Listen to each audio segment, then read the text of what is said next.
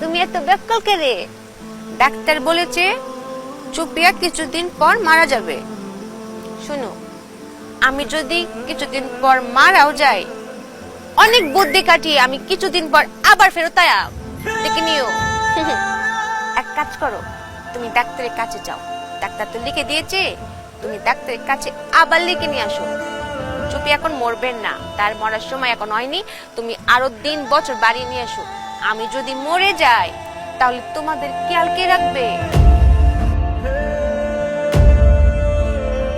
যাও, তুমি ডাক্তারের কাছ থেকে আমার মরার দিন 90 বছর 200 বছর বাড়িয়ে নিয়ে আসো। হ্যাঁ, এখন চুপিয়া মরতো না। ও, দুনিয়ার কোন ডাক্তারের পক্ষে এটা আর সম্ভব না। তুমি যেই জায়গায় যাইবা ওই জায়গাতে কেউ ফেরত আসে না বাবা, কেউ না।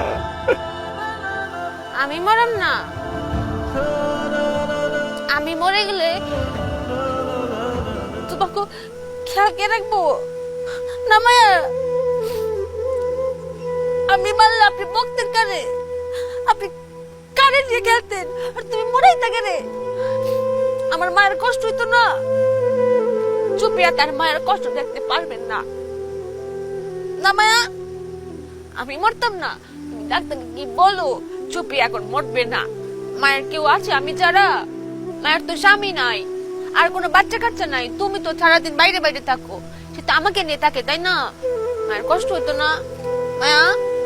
স্বামী, তুমি ডাক্তারকে গিয়ে বলো চুপিয়ার এখনো অনেক বুদ্ধি কাটানো বাকি।